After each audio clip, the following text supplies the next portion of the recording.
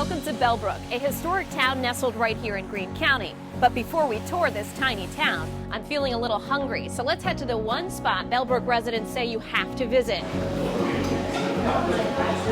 Blueberry muffins here. This small blueberry cafe opened its doors in 2004. Owner and operator Kelly Andery told us how she partnered up with her uncle to make it happen.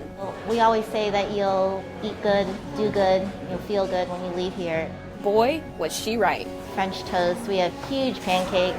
Waffles are excellent. We make our omelets to order. So many choices, but I had to go with the French toast. Yum. Now that my belly's full, it's time to take in some history. War of 1812 was just over.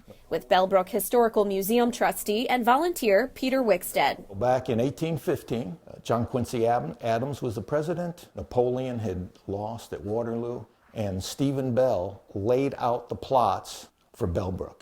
The city of Bellbrook is named for one of its founders, Stephen Bell, who helped form what is now called Old Village. And the Bellbrook Historical Museum is a part of that. The museum is on plot number 58. We have records that show that it sold in 1825 for $120. Once inside the museum, the history is on the walls. Behind you, that wall is actually a part of the original cabin itself, correct? Exactly. Wickstead says there's something here for everyone, whether you're young. But kids being kids, the thing that gets them the most is they are grossed out by the chamber pot. Or young at heart. We have a room off to the side where we have rotating exhibits.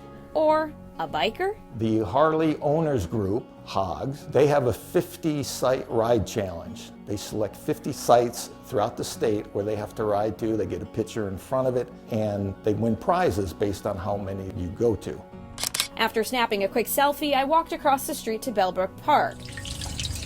I soon learned it has its own interesting history. They said when you drink the water, it would give you a little tingling sensation. Kendra Scheid works for the Bellbrook Sugar Creek Park District as the chief naturalist. She says in the late 1800s, there was a church located at this site and it was being remodeled. After maintenance workers left some tools soaking in the cellar water overnight, she says they found them the next morning magnetized. At the time, people believed that those magnetic properties would heal you, and so people started drinking the water. Well, we can't come to the Magic Springs without taking a sip of the magic magnetic water. I feel spectacular. There is, of course, more here to see than the spring water.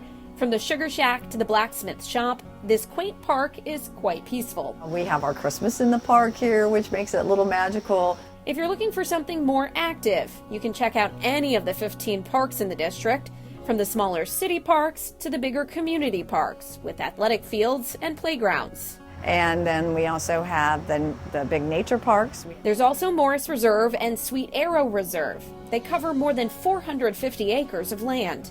We saw some of the beautiful walking trails through the prairies and along the river. I really enjoyed my time here in Bellbrook, and I'm sure you would too. So the next time you're looking to taste, learn, or see something new, take a trip to Bellbrook and see for yourself why they're called small town friendly. I'm Chief Meteorologist McCall Vrydaghs, News Center 7.